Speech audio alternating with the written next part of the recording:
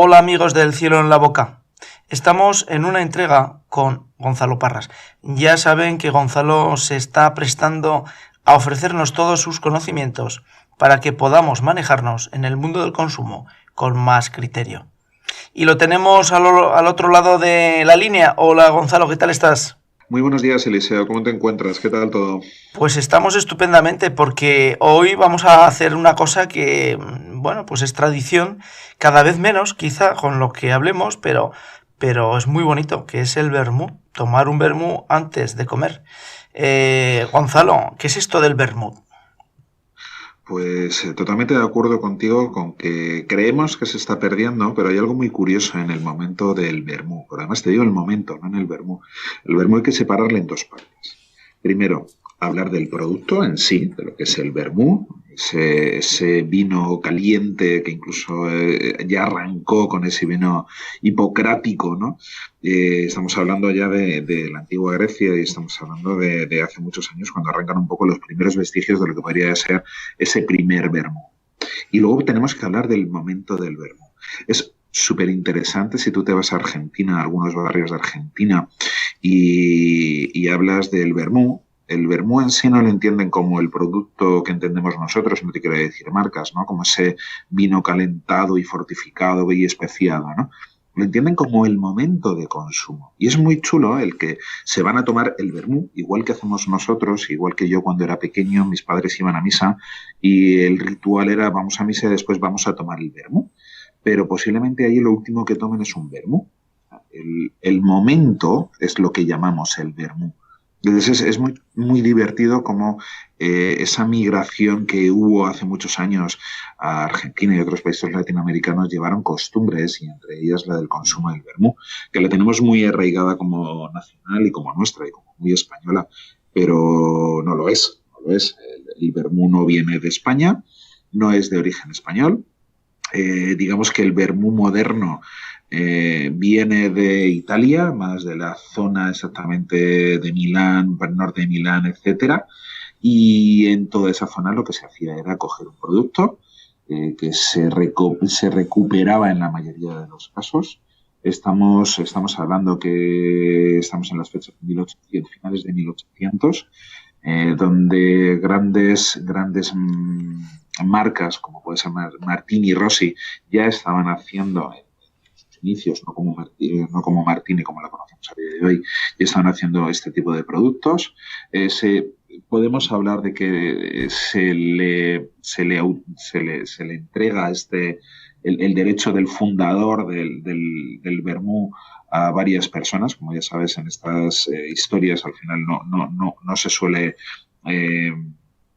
llegar a un acuerdo, pero se dice que Luigi y Giuseppe Cora, que fueron ayudados un poco por la tecnología de la época, empezaron a hacerlo a nivel industrial, pero antes ya hubo algunos pioneros que, como decía Carpano, como se dice que Carpano ha sido el primero que lo empezó a hacer o a desarrollar como tal, ¿no? Antonio Benedetto Carpano, que a todos nos sonará como marca.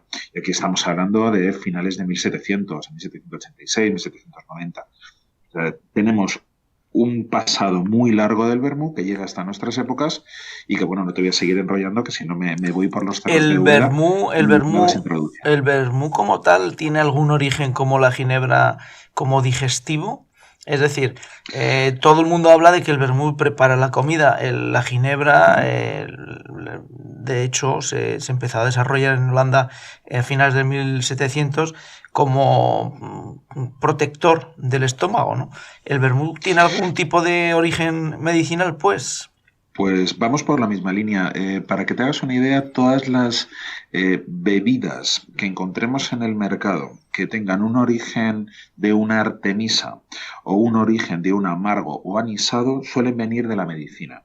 ¿Por qué? Porque todas esas bebidas anisadas o esas bebidas amargas, y cuando he dicho artemisa me refiero a bebidas amargas como puede ser el ajenjo mayor en este caso, uh-huh. eh, suelen tener ese origen estomacal.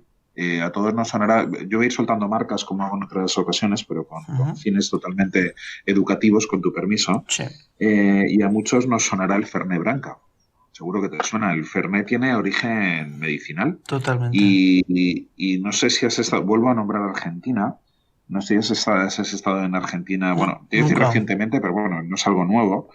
En Argentina hay una bebida que es, me atrevería a decir casi la bebida popular de los argentinos, por no decir la bebida oficial, que evidentemente no lo es, pero es muy popular, que es Fernet Branca con cola. Y el Fernet Branca se empezó usando por sus características amargas y sobre todo porque calmaba los dolores estomacales. Y se daba pues a cucharadas a los niños o a las personas que tenían sus problemas de estómago. Y en Argentina ha calado muy hondo y es Fernet Branca Cola lo que más se suele consumir, que es un producto muy edulcorado, muy dulzón, pero contrasta, y creo que en algún podcast ya hemos hablado de los maridajes, si no ya lo haremos en el futuro, en los maridajes por contraste. Uno de los maridajes por contraste más afines en la naturaleza es el amargo con el dulce. Es la manera más sencilla de poder hacer un maridaje de libro, ¿no? Y claro, si tú pones un Fernet Branca que es amargo hasta no poder más, pero es un amargo rico, es un amargo como muy sedoso, muy delicado. A mí me encanta. Lo mezclas con un producto dulzón, que es la Coca-Cola, Ujú. y obtienes una delicia. Que lo pones bien frío con una rodajita de limón. Para los argentinos, ya te digo, es la bebida casi de la nación. Antes te hemos entendido, o te he entendido, del vermú caliente. ¿El vermú caliente como tal o frío? No sé en qué momento lo he dicho, pero sí, te entro. Sigo por ahí. A ver, hablábamos creo que en el momento que decía eso, hablaba del vino hipocrático, Ujú. que sí era una bebida caliente, efectivamente. Y se entendía como un vino calentado en el cual se le añadían una serie de hierbas y especias. Ahí, como te he dicho, Hipócrates era médico y, y como tal, lo que hacía eran una serie de brebajes y una serie de bebidas Ujú. en las cuales podía ayudar al cuerpo, ¿no? Evidentemente, la que prácticamente toda la medicina viene del estudio de la botánica y como tal, una de las principales características de los vermús antiguos y actuales, tanto aquellos que eran calentados y ni siquiera fortificados y los que hoy encontramos, tiene la característica principal o igual que a todos se les añade una serie de especias y de hierbas, ¿vale? Lo que hoy llamamos, los que trabajamos en hostelería o alrededor de las bebidas, botánicos. No está bien dicho, ¿vale? Porque no es del todo correcto, pero porque no todos son botánicos lo que le añadimos, pero Ujú. sí le añadimos una serie de productos o hierbas, ¿no? Y contestando a la pregunta que me hacías sobre el vino caliente y yendo un poco a la elaboración ya del vermú, con tu permiso, decir que nosotros para poder tener un vermú necesitamos como características mínimas y sí o sí tenemos que hacer eso.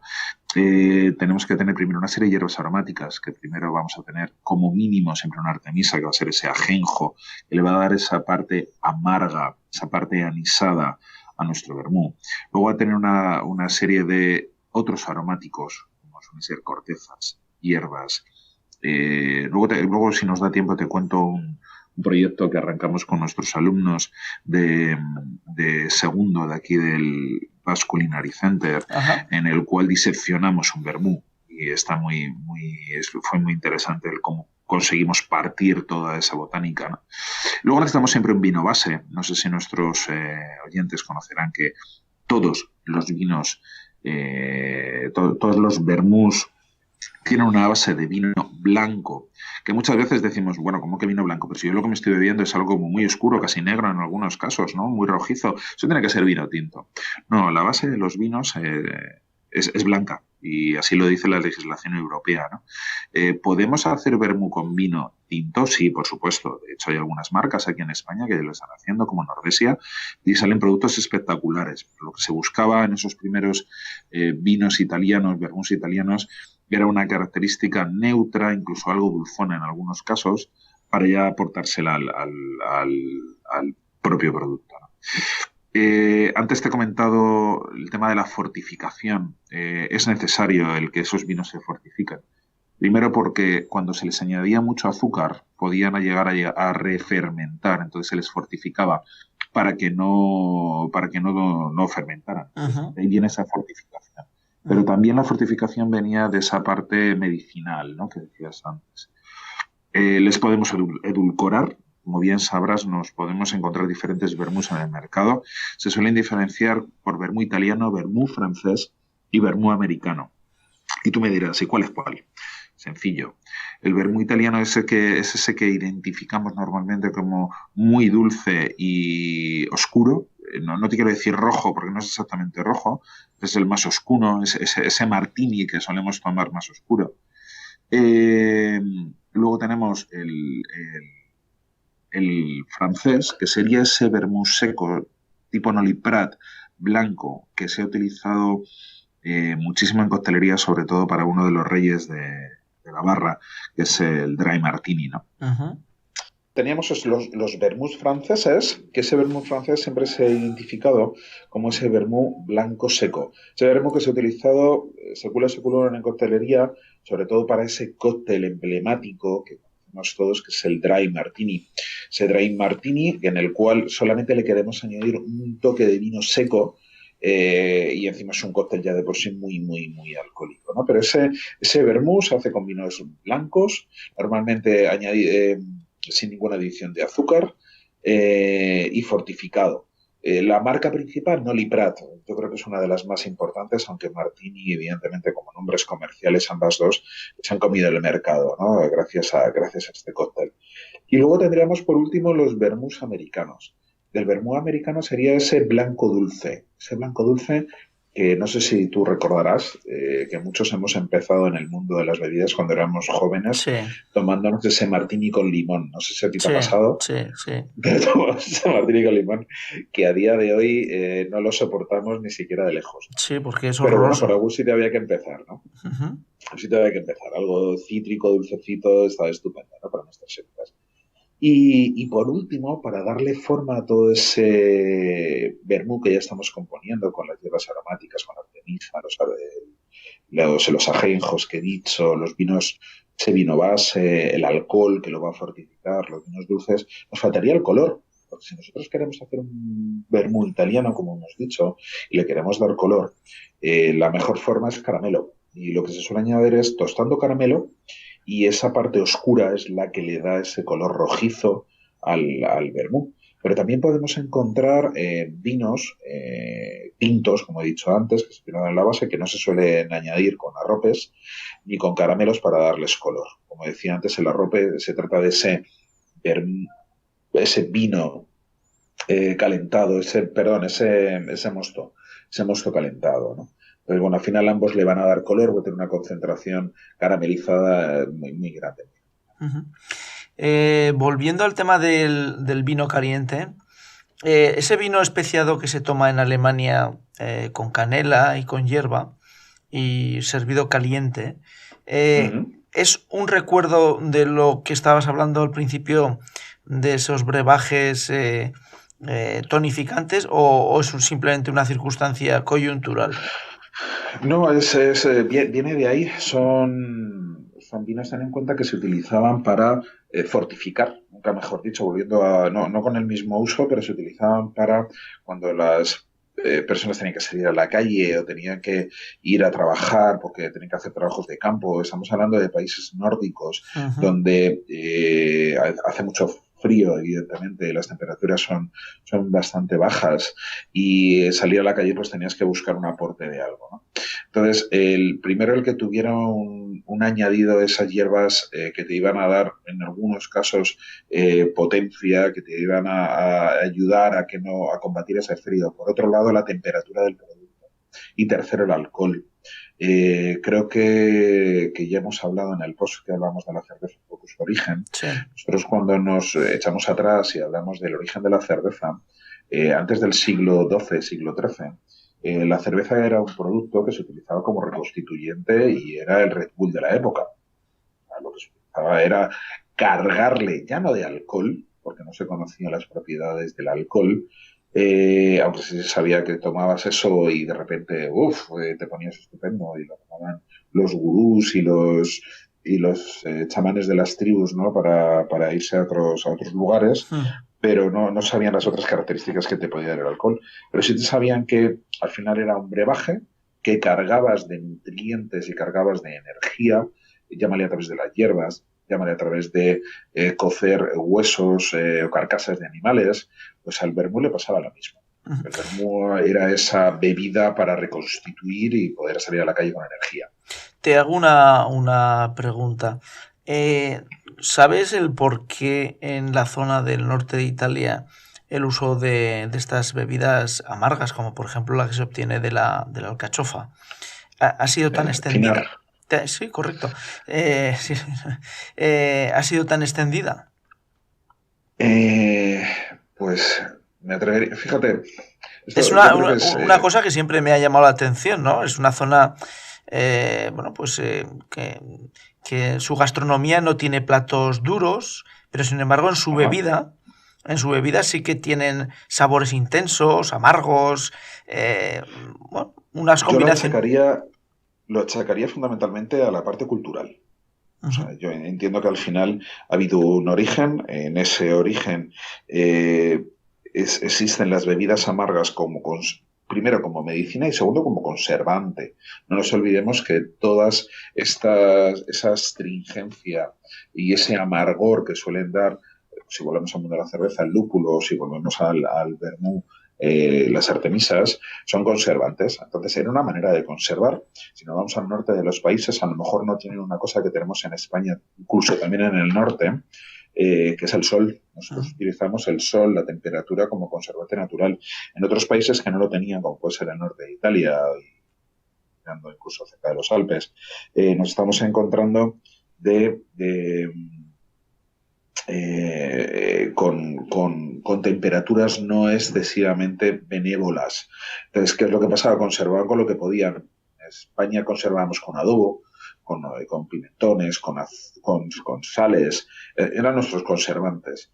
Ellos han conservado mucho con las hierbas, porque lo que tenían en la zona. Si tú te fijas en la zona que me has dicho de Milán, en el norte de Italia, el botánico, las hierbas, era su gran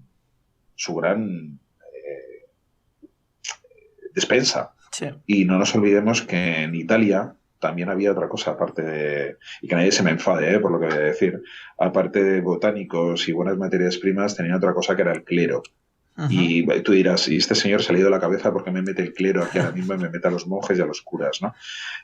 Como igual que pasaba en la cerveza, eh, esas personas tenían el conocimiento. Y Ujú. gracias a ellos se transmite ese conocimiento al, con el cabo de los años, ¿no? Al cabo de los años. Entonces, ellos eran los que tenían tanto el conocimiento como las materias primas y la posibilidad, y también el tiempo incluso, para poder practicar, hacer infusiones con hierbas, hacer pruebas con todo aquello que les venía de antaño. De ahí ese vino hipocrático, de ahí esas características antisépticas y reponedoras de las bebidas amargas, etcétera, etcétera. No sé Sí, si te contesto porque te sí, he dado sí, varias perfectamente, porque variables, ¿no? además incluso en lo que es la parte culinaria, pues bueno, pues las pizzas, la pizza, aunque a la gente pues, le suene extraño, pero la pizza más vendida en Italia no es precisamente la de pomodoro, sino la margarita, que lleva exclusivamente la base de pizza, mozzarella y lleva orégano, y ahí se ha terminado. Y el orégano y el tomillo se utilizan muchísimo en las bases de las pizzas cuando si en España alguien le hiciera un trozo de pan y le echara orégano y queso, pues igual le podía dar un telele. Y sin embargo, la pizza se desarrolla en Italia a base de mucho más verde que mucha más Sí, carne. sí, sí, sin duda. El vermú actualmente, ¿en qué situación se encuentra? Es decir, te voy a separar la pregunta en dos partes y con esto vamos a intentar ir cerrando nuestro episodio de hoy. Desde el punto de vista comercial, por una parte, y luego desde el punto de vista de la coctelería y gastrococtelería que tú tanto controlas. Pues en los dos aspectos creo que en un momento de auge y un momento bonito, muy bonito.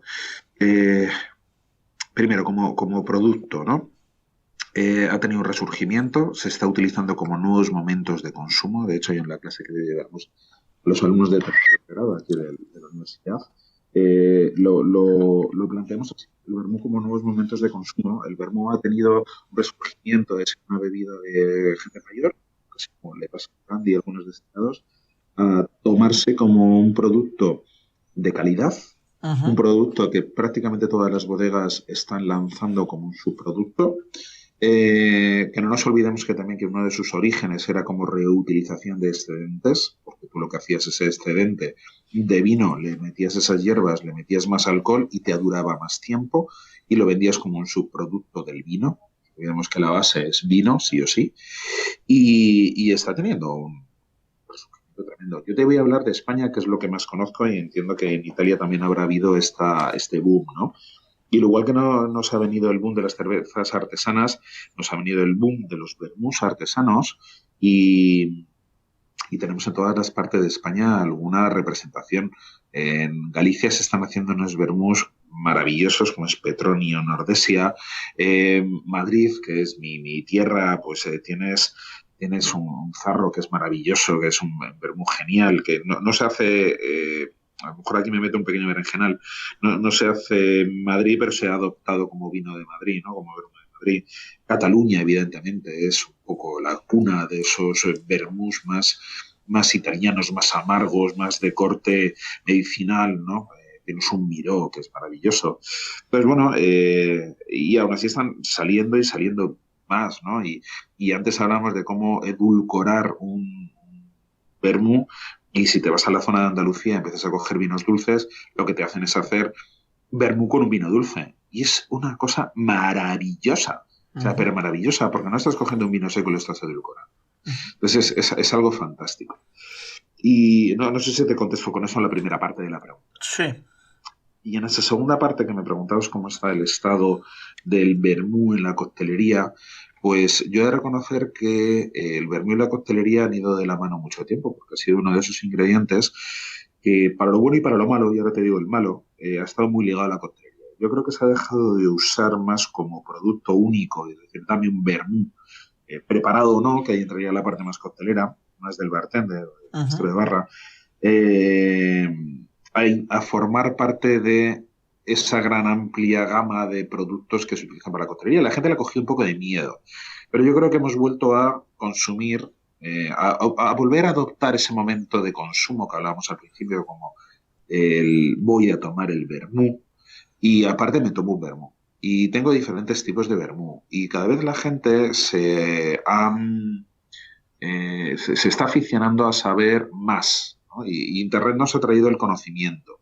Y ahora vas a una barra y pides un vermú y si no tienes la suerte de que el camarero te ofrezca y te diga qué vermú quieres, sí podrás encontrar 3, 4 referencias detrás donde digas, pues mira, pues en un vermú aquí de la zona, tienen un martini, que es lo que conocemos todos y tenemos, y a lo mejor incluso te sorprende con algo casero, ¿no? Si te vas a algún sitio un poco especializado. Y ahí voy con el tema de las vermuterías, que es un concepto que ya existía, no sé si nada, pero que se está relanzando. De hecho, hay como una pequeña franquicia, no me atrevo a decir el nombre porque no es que no quiera, es que no me acuerdo bien, entonces no me atrevo, para decirlo mal no lo digo, pero sé que en Madrid, en Donosti, parte de Cataluña, ya hay algunas pequeñas cantinas o pequeñas tascas que están dándole mucho auge a este momento de consumo, insisto, y al producto.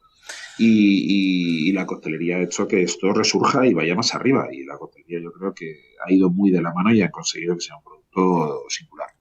Bueno, pues nos tenemos que conformar, señores, con estos minutos de conocimiento, pero no da para más el tiempo. Así que emplazaremos a Gonzalo a que en otra ocasión nos lleve un poquito más adentro del mundo del vermú, porque seguro que nos traerá cuestiones que nos harán deleitar cuando nos vayamos a la calle y tengamos nuestro establecimiento de referencia para atendernos. Gonzalo, gracias por tu tiempo y gracias por tus conocimientos sobre el vermú. Y cerramos este episodio con la boca llena de ensalivación. Gracias a ti. Evidentemente estoy a tu disposición por si quieres que en una próxima entrega sigamos hablando del vermú, pero hablamos de qué se puede hacer con el vermú, qué cócteles podemos conseguir con el vermú. Podemos ponerle nombre y apellidos a esos establecimientos y acabas de decir una cosa maravillosa que es por qué se toma el vermú en ese momento aperitivo, que es para salivar gracias a ese alcohol y a esa característica fortificada que tiene, ¿no? Que es maravilloso y yo no solamente diría que sirve para empezar, sino para terminar. Y creo que lo vamos a demostrar en esta sección, ¿no? 1.000.000 de gracias, quedo a tu disposición para lo que necesites. Muchas gracias, Gonzalo. Un abrazo. Chao. Un abrazo, un abrazo.